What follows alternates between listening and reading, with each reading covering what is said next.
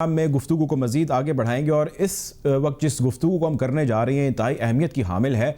मोदी सरकार वैसे तो पाकिस्तान के साथ जो इंडिया है उसका एक मसला पुराना चलता आ रहा है, लेकिन जब से ये मोदी सरकार बीजेपी पावर में आई है, हिंदुत्व जिसका वो राग अलापते हैं, बिगेस्ट सेकुलर स्टेट होने का इंडिया दावा करता है, वो हमें कहीं पे ग्राउंड रियलिटीज़ नज़र नहीं आ रही। चलें, अगर पाकिस्तान के बारे में कहा जाए तो उसका पॉलिटिकल एक डिफरेंस बहुत ज़बरदस्त किस्म का है भारत के साथ, तो हम ये कह सकते हैं कि जी हमारा ओपिनियन जो है वो थोड़ा ज़्यादा सख्त हो सकता है, जो कि हकीकत नहीं है वैसे। लेकिन इसके साथ साथ हमने ये देखा कि मोदी और मोदी सरकार की जो पॉलिसीज़ हैं विद इन इंडिया, उनके अपने लोगों के साथ जिस किस्म की हैं, वो भी उनके खिलाफ सरापा एहतजाज हैं, वो भी आज उनके खिलाफ सड़कों पर मौजूद हैं। भारत की तारीख का बड़े तरीन एहतजाजों में एक एहतजाज किसान एहतजाज है, जिसका आज 12वां रोज़ है। दुनिया भर में जितने भी सिख कम्युनिटी अवेलेबल है वो तमाम की तमाम इनके साथ इनकी आवाज़ में आवाज़ मिला रही है, क्योंकि इसमें दो बड़े स्टेट्स हैं, बड़े प्रोविंसेस हैं भारत के जो एहतजाज कर रहे हैं किसानों के। एक पंजाब है और एक हरियाणा है, जहाँ से तमाम तरह से जो है वो हज़ारों बल्कि लाखों की तादाद में दिल्ली जो उनका दारुल हुकूमत है उसकी तरफ मार्च कर रहे हैं। और सिचुएशन ये है कि उसके इर्द गिर्द जो है वो पुलिस ने, लॉ इन्फोर्समेंट एजेंसीज़ ने जो भारत की उन्होंने एक हसार बनाया हुआ है। ना कोई दिल्ली के अंदर इस वक्त जा सकता है, ना कोई दिल्ली के बाहर जो है वो इस वक्त निकल सकता है। तो दिल्ली की सूरत हाल जो है वो इस वक्त काफ़ी रेड अलर्ट है, हाई अलर्ट है। ये जो एहतजाज है इसमें मुसलमान जो कम्यूनिटी है वहाँ पर उनको खाने बना बना के सिख कम्यूनिटी को दे रही है।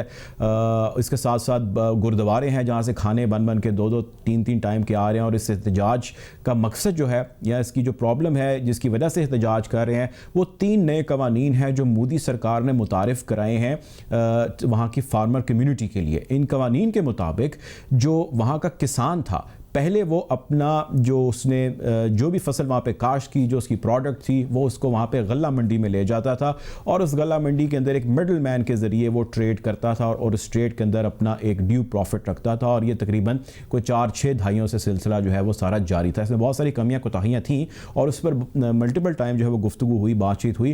लेकिन अब सूरत हाल ये है कि मोदी सरकार ने जो प्राइवेट कंपनीज़ है, वहाँ पर जो प्राइवेट सेक्टर है, उसको डायरेक्ट कर दिया है इन तमाम फार्मर्स के साथ। जितनी सब्सिडीज़ वो दे रहे थे वो उन्होंने ख़त्म कर दी हैं, जो उनकी एग्रीकल्चर के लिए इस्तेमाल हो रही थी। जो सब्सिडीज़ उन्होंने दी थी बिफोर एग्रीकल्चर, प्री एग्रीकल्चर इसको फेज़ कहते हैं, उसके लिए इस्तेमाल हो रही थी, वो भी ख़त्म हो चुकी हैं। अब इस सारे मामले में जो आम किसान है, जो कमज़ोर किसान है, वो सिर्फ़ और सिर्फ इस वक्त प्राइवेट इदारों, प्राइवेट नेशनल और मल्टी नेशनल ऑर्गेनाइजेशंस के रहमो करम पर है। उनके लिए जो एक फ़िक्स्ड अमाउंट है वो ख़त्म हो चुकी है।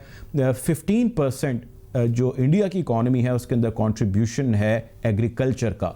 और इंडिया की जो आधी गालिबन आबादी है लगभग, यानी 1.25 अरब, उनकी 1.25 अरब के करीब मुकम्मल आबादी है भारत की, 1 अरब 25 करोड़ 30 करोड़ के करीब। इस आबादी में से आधी आबादी जो है वो इस पेशे से डायरेक्टली या इनडायरेक्टली जुड़ी हुई है। इस पर हम बात करेंगे। हमें ज्वाइन कर रहे हैं रंजीत सिंह, सिख जो है कम्युनिटी के रिप्रेजेंटेटिव हैं और एक अच्छी जो है ग्रिप रखते हैं सारे इशू के ऊपर। रंजीत साहब, प्रोग्राम में आपका खुशामदीद। आप ये बताइएगा कि अभी जो ये सिख कम्युनिटी प्रोटेस्ट कर रही है, जो फार्मर्स प्रोटेस्ट कर रहे हैं, इस वक्त ग्राउंड पे पिक्चर क्या है, ग्राउंड रियलिटी क्या है दिल्ली की? अस्सलाम वालेकुम, सत श्री अकाल जी। सिचुएशन बड़ी जड़ी वातावरण बन चुकी है दिल्ली के आले दुआले, वो बड़ी हैरानी वाली सिचुएशन पैदा हो गई है। माहौल इस तरह का जिथे घट्टो घट अंदाजा लाया जाए तो घट्टो घट 3 लाख मिनिमम 3 लाख पंजाब ते हरियाणा ते होर भी स्टेटां तो कुछ आए किसानां ने उत्थे अंदोलन लाए, मोर्चे लाए। वो मोर्चे लगे आ क्योंकि मोदी सरकार ने जिहड़े कानून पास किए, 3 कानून किसानियत दे साबत, उन्होंने किसानों ने कहा कि ये बिल्कुल सानू मंजूर नहीं, कि ये साडे लिए घातक आ कानून। पंजाब विच जिथे मोस्ट ऑफ जिहड़ी आबादी आ, मेजोरिटी ज़्यादातर जिहड़े लोग आ वो एग्रीकल्चर और खेती दे नाल रिलेटेड आ, उन्हां दी लाइवलीहुड, उन्हां दी रोटी पानी चलदी आ किसानियत ते ये जिहड़े कानून लिआंदे आ, ये बिल्कुल कोऑपरेटाइजेशन जिहड़ी तुसीं आप खुद तुसीं बहुत वधिया तरीके नाल इंट्रोड्यूस कीता टॉपिक, कोऑपरेटाइजेशन इन्हां ने लिआंदी ताकि ये जिहड़े छोटे छोटे जमींदार आ जो पंजाब विच बहुत सारे ਛੋਟੇ ਹੀ ਜ਼ਿੰਮੇਵਾਰ ਹੋਣਗੇ। ਬੜੇ ਤੱਕ ਬਹੁਤ ਘੱਟ ਆ, ਛੋਟੇ 5 ਕਿੱਲੇ 2 ਕਿੱਲਿਆਂ ਦੇ ਜਿਹੜੇ ਮਾਲਕ ਆ, ਜਿਹੜੇ ਖੇਤੀਬਾੜੀ ਕਰ ਰਹੇ ਆ ਜਾਂ ਉੱਥੇ ਜਿਹੜੇ ਕੰਮ ਕਰ ਰਹੇ ਆ ਉਹਨਾਂ ਖੇਤਾਂ ਵਿੱਚ, ਉਹਨਾਂ ਨੇ ਇੱਕ ਬੜੇ ਘਾਤਕ ਕਾਨੂੰਨ ਆ। ਅੰਤ ਵਿੱਚ ਕਮਰਸ਼ਲਾਈਜੇਸ਼ਨ ਲਿਆ ਕੇ ਇਹ ਬੜੇ ਜਿਹੜੇ ਕਾਰਪੋਰੇਟ ਘਰਾਣੇ ਆ ਉਹਨਾਂ ਦੇ ਹੱਥ ਵਿੱਚ ਸਾਰਾ ਜਿਹੜਾ ਸੈਕਟਰ ਆ ਐਗਰੀਕਲਚਰ ਦਾ ਮੋਦੀ ਫੜਾ ਰਿਹਾ ਆ। ਜਿਹੜੇ ਉਹਦੇ ਤੁਹਾਨੂੰ ਪਤਾ ਹੀ ਆ, ਉਹਦੇ ਯਾਰ ਦੋਸਤ ਹੈਗੇ ਆ ਜੋ ਹਿੰਦੂਤਵੀ ਬੈਕਰ ਆ, ਬਿਜ਼ਨਸ ਬੈਕਰ, ਉਹਨਾਂ ਦੇ ਹੱਥ ਵਿੱਚ ਫੜਾ ਰਿਹਾ ਹੈ। ਅੰਤ ਵਿੱਚ ਜਿਹੜਾ ਪੰਜਾਬ ਦਾ ਜੱਟ ਆ ਜਾਂ ਹਰਿਆਣੇ ਦਾ ਜੱਟ ਆ, ਉਹਨਾਂ ਨੇ ਦੇਖ ਲਿਆ ਕਿ ਇਹਦਾ ਕੀ ਨਤੀਜਾ ਨਿਕਲੇਗਾ। ਉਹ ਨਤੀਜਾ ਇਹੀ ਨਿਕਲਣਾ ਆ ਕਿ ਇਹ ਜਿਹੜੇ ਕਾਰਪੋਰੇਟ ਘਰਾਣੇ ਆ ਇਹਨਾਂ ਨੇ ਪੂਰਾ ਜਿਹੜਾ ਕਬਜ਼ਾ ਕਰ ਲੈਣਾ ਇਸ ਸੈਕਟਰ ਦੇ ਉੱਪਰ, ਤੇ ਕਬਜ਼ੇ ਰਾਹੀਂ ਇਹਨਾਂ ਨੇ ਜੱਟਾਂ ਦੀ ਜ਼ਮੀਨ ਨੂੰ ਹੱਥ ਪਾਉਣਾ। ਤੇ ਜੇ ਕਿਸੇ ਨੂੰ ਵੀ ਪਤਾ ਪੰਜਾਬੀਆਂ ਬਾਰੇ, ਜੇ ਕਿਸੇ ਨੂੰ ਕੋਈ ਵੀ ਇਲਮ ਹੋਵੇ ਪੰਜਾਬੀਆਂ ਬਾਰੇ, ਉਹਨੂੰ ਇੰਨਾ ਤਾਂ ਪਤਾ ਹੋਣਾ ਚਾਹੀਦਾ ਕਿ ਜਿਹੜਾ ਪੰਜਾਬ ਦਾ ਜੱਟ ਆ ਉਹ ਜੇ ਉਹਦੇ ਜ਼ਮੀਨ ਨੂੰ ਕੋਈ ਹੱਥ ਪਾਵੇ ਤੇ ਉਹ ਕਦੇ ਵੀ ਨਹੀਂ ਬਰਦਾਸ਼ਤ ਕਰੇਗਾ। ਸੋ ਇਹ ਜਿਹੜਾ ਮਾਹੌਲ ਬੜਾ ਮੋਦੀ ਲਈ ਘਾਤਕ ਬਣ ਚੁੱਕਾ ਆ। ਮੈਨੂੰ ਲੱਗਦਾ ਆ ਕਿ ਮੋਦੀ ਦੇ ਮਾੜੇ ਦਿਨ ਆ ਗਏ, ਜਿੱਥੇ ਉਹ ਕਸ਼ਮੀਰ ਵਿੱਚ ਮਨਮਰਜ਼ੀਆਂ ਨਾਲ ਉੱਥੇ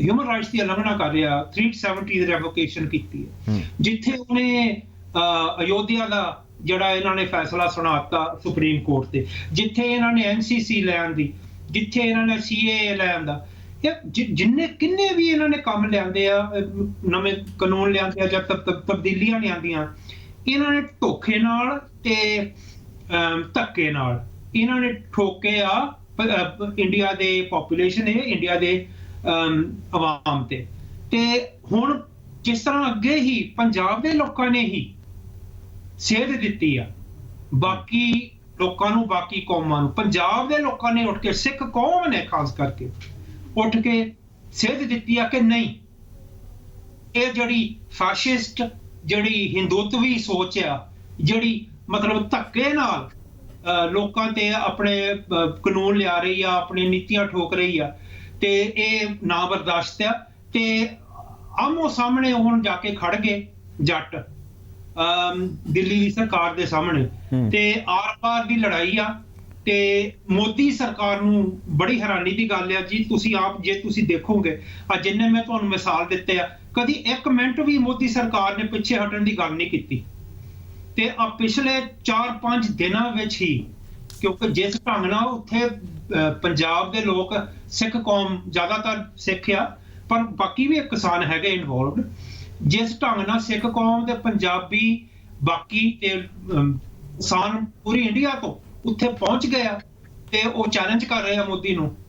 ਤੇ ਤੁਸੀਂ ਦੇਖਣਾ ਕਿ 4-5 ਦਿਨਾਂ ਵਿੱਚ ਹੀ ਇਹ ਮੋਦੀ ਦੇ ਮੰਤਰੀ ਹੁਣ ਗੱਲਾਂ ਕਰਨ ਲੱਗ ਪਿਆ ਜੀ ਕੋਈ ਅਸੀਂ ਤਬਦੀਲੀ ਕਰਾਂਗੇ ਇਹਨਾਂ ਕਾਨੂੰਨਾਂ ਦੀ, ਤੇ ਜਿਹੜੇ ਕਿਸਾਨ ਆ ਉਹਨਾਂ ਨੇ ਸਪਸ਼ਟ ਜਵਾਬ ਦਿੱਤਾ। ਫਰਾਈਡੇ ਸ਼ੁੱਕਰਵਾਰ ਦੀ ਗੱਲ ਆ, ਇਹਨਾਂ ਨੇ ਸਖਤ ਇਹਨਾਂ ਨੂੰ ਜਵਾਬ ਦਿੱਤਾ ਕਿ ਸਾਨੂੰ ਤਬਦੀਲੀਆਂ ਦੀ ਲੋੜ ਨਹੀਂ, ਤਿੰਨੇ ਕਾਨੂੰਨ ਵਾਪਸ ਲਓ, ਨਹੀਂ ਤਾਂ ਇਹ ਜਿਹੜਾ ਅੰਦੋਲਨ ਆ ਇਹ ਜਾਰੀ ਰਹੇਗਾ। ਇਹਨੂੰ ਐਕਚੁਅਲੀ ਜ਼ਿਆਦਾ ਵੱਡੇ ਪੱਧਰ ਤੇ ਲੈ ਕੇ ਜਾਵਾਂਗੇ ਕੱਲ ਨੂੰ। ਰਣਜੀਤ ਸਾਹਿਬ, ਇਹ ਦੱਸੋ ਕਿ ਖਬਰ ਇਹ ਵੀ ਆਈ ਕਿ ਉੱਥੇ ਬਹੁਤ ਸਾਰੇ ਕਿਸਾਨਾਂ ਨੇ ਆਪਣੀ ਜ਼ਮੀਨ ਜਿਹੜੀ ਹੈ ਉਹਨੂੰ, ਫਸਲ ਨੂੰ ਜਿਹੜੀ ਲੱਗੀ ਸੀ ਉੱਥੇ ਤਿਆਰ ਸੀ, ਉਹਨੂੰ ਅੱਗ ਵੀ ਲਾ ਦਿੱਤੀ ਤੇ ਉਹ ਬੜੇ ਗੁੱਸੇ 'ਚ ਨੇ। ਹੁਣ ਗੁੱਸੇ ਨਾਲ ਤਾਂ ਖਾਲੀ ਕੰਮ ਨਹੀਂ ਚੱਲਦਾ ਨਾ, ਤੁਸੀਂ ਤੇ ਤੁਹਾਡੇ ਬਹੁਤ ਸਾਰੇ ਸਾਥੀ ਉੱਥੇ ਦਿੱਲੀ ਦੇ ਬਾਰਡਰ ਤੇ ਬੈਠੇ ਹੋ, ਹੁਣ ਤੁਸੀਂ ਕਿੰਨੀ ਦੇਰ ਉੱਥੇ ਬੈਠੇ ਰਹੋਗੇ? ਉਹਦੇ ਬਾਅਦ ਜਦੋਂ ਫੋਰਸ ਦਾ ਇਸਤੇਮਾਲ ਹੋਏਗਾ ਤੇ ਫਿਰ ਕਿੱਥੇ ਜਾਓਗੇ? ਕਿੰਨੀ ਦੇਰ ਤੁਸੀਂ ਉੱਥੇ ਧਰਨਾ ਦੇ ਕੇ ਰੱਖ ਸਕਦੇ ਹੋ, ਇਹ ਦੱਸੋ। ਦੇਖੋ ਜੀ, ਫੋਰਸ ਦੇ ਇਸਤੇਮਾਲ ਕਰਨਗੇ ਮੋਦੀ ਸਰਕਾਰ ਜਾਂ ਉਹਨਾਂ ਦੇ ਗੁੰਡੇ ਤੇ ਇਹਦੇ ਨਤੀਜੇ ਠੀਕ ਆ, ਉਹਨਾਂ ਕਿਸਾਨਾਂ ਲਈ ਤਾਂ ਬਹੁਤ ਔਖਾ ਹੋਊਗਾ। ਪਰ ਦੁਨੀਆ ਵਿੱਚ ਜੋ ਮੋਦੀ ਦਾ ਹਾਲ ਹੋਊਗਾ, ਈਵਨ ਤੁਸੀਂ ਦੇਖ ਲਓ ਪਿਛਲੇ 2 ਦਿਨਾਂ ਦੇ ਵਿੱਚ ਕੈਨੇਡਾ ਦਾ ਪ੍ਰਾਈਮ ਮਿਨਿਸਟਰ ਬੋਲ ਚੁੱਕਾ ਆ ਕਿ ਪੀਸਫੁਲ ਰਾਈਟ ਆਫ ਪ੍ਰੋਟੈਸਟ, ਇਹ ਬੜੀ ਜ਼ਰੂਰੀ ਗੱਲ ਆ ਭਾਜੀ, ਇਹ ਬੜੀ ਜ਼ਰੂਰੀ ਗੱਲ ਆ ਸਮਝਣੀ ਤੇ ਕਬੂਲ ਕਰਨੀ ਕਿ ਜਿੰਨੇ ਵੀ ਅੰਦੋਲਨ ਇਹਨਾਂ ਨੇ ਕੀਤੇ ਆ, ਸਿੱਖਾਂ ਨੇ ਜਾਂ ਕਿਸਾਨਾਂ ਨੇ ਦਿੱਲੀ ਦੇ ਦੁਆਲੇ, ਇਹ ਬਿਲਕੁਲ ਸ਼ਾਂਤਮਈ ਢੰਗ ਨਾਲ ਇਹਨਾਂ ਨੇ ਰੱਖੇ ਆ, ਔਰ ਇਹਨਾਂ ਦਾ ਪ੍ਰਣ ਕੀਤਾ ਹੈ ਕਿ ਇਹ ਅਸੀਂ ਨਾਨ ਵਾਇਲੈਂਟਲੀ ਪ੍ਰੋਟੈਸਟ ਕਰਨਾ। ਸੋ ਕੈਨੇਡਾ ਦਾ ਪ੍ਰਾਈਮ ਮਿਨਿਸਟਰ ਜਸਟਿਨ ਟਰੂਡੋ ਉਹ ਕਹਿ ਚੁੱਕਾ ਕਿ ਪੀਸਫੁਲ ਜਿਹੜਾ ਪ੍ਰੋਟੈਸਟ ਹੁੰਦਾ ਉਹ ਕੋਈ ਵੀ ਡੈਮੋਕ੍ਰੇਸੀ ਉਹਨੂੰ ਮਤਲਬ ਉਹਨੂੰ ਰੋਕ ਨਹੀਂ ਸਕਦੀ। ਤੇ ਉਹਨਾਂ ਦੀ ਤੇ ਸਰਦਰਿਸ਼ ਉਹਨਾਂ ਨੇ ਕੀਤੀ ਨਾ, ਉਹਨਾਂ ਦੇ ਐਂਬੈਸਡਰ ਨੂੰ ਬੁਲਾ ਕੇ ਦਿੱਲੀ 'ਚ ਕਿ ਬਈ ਇਹ ਤੁਸੀਂ ਕੀ ਸਾਡੇ ਅੰਦਰੂਨੀ ਮਾਮਲਾ ਹੈ, ਇਹਦੇ ਬਾਰੇ ਤੁਸੀਂ ਤੁਹਾਡੇ ਵਜ਼ੀਰ ਆਜ਼ਮ ਨੇ ਜਿਹੜੀ ਸਟੇਟਮੈਂਟ ਦਿੱਤੀ ਬੜੀ ਗਲਤ ਹੈ, ਤੁਹਾਨੂੰ ਇਹਦੇ ਬਾਰੇ ਨਹੀਂ ਬੋਲਣਾ ਚਾਹੀਦਾ, ਇਹ ਤੇ ਕਿਹਾ ਦਿੱਲੀ ਵਾਲਿਆਂ ਨੇ। ਬਿਲਕੁਲ, ਔਰ ਇੱਥੇ ਤੱਕ ਗੱਲ ਹੈਗੀ UN ਸੈਕਟਰੀ ਜਨਰਲ ਦੇ ਸਪੋਕਸਮੈਨ ਉਹਨਾਂ ਨੇ ਵੀ ਕੱਲ ਹੀ ਇੱਕ ਬਿਆਨ ਦਿੱਤਾ ਕਿ ਜਿਹੜਾ ਰਾਈਟ ਆਫ ਪੀਸਫੁਲ ਪ੍ਰੋਟੈਸਟ ਆ ਜੋ ਸਿੱਖ ਜਾਂ ਕਿਸਾਨ ਉਹ ਉਸ ਚੀਜ਼ ਦੀ ਇਸਤੇਮਾਲ ਕਰ ਰਹੇ ਆ, ਇਹ ਬਿਲਕੁਲ ਜਾਇਜ਼ ਆ ਤੇ ਇਹਨੂੰ ਰੋਕਣਾ ਨਹੀਂ ਚਾਹੀਦਾ। ਸੋ ਆਲਰੇਡੀ ਇੰਟਰਨੈਸ਼ਨਲ ਲੈਵਲ ਤੇ ਅੰਤਰਰਾਸ਼ਟਰੀ ਪੱਧਰ ਤੇ ਮੋਦੀ ਨੂੰ ਵਾਰਨਿੰਗਸ ਭੇਜ ਚੁੱਕੇ ਆ ਲੀਡਰ ਅਕ੍ਰੋਸ ਦ ਵਰਲਡ ਕਿ ਜੇ ਉਹਨੇ ਫੋਰਸ ਦਾ ਇਸਤੇਮਾਲ ਕਰਨਾ, ਜੇ ਉਹਨੇ ਗੁੰਡਾਗਰਦੀ ਕਰਨੀ ਆ ਉਹਨਾਂ ਸਿੱਖਾਂ ਨਾਲ ਜਾਂ ਕਿਸਾਨਾਂ ਨਾਲ, ਤੇ ਉਹਨੂੰ ਇਹਦੇ ਨਤੀਜੇ ਵੀ ਭੁਗਤਣੇ ਪੈਣਗੇ।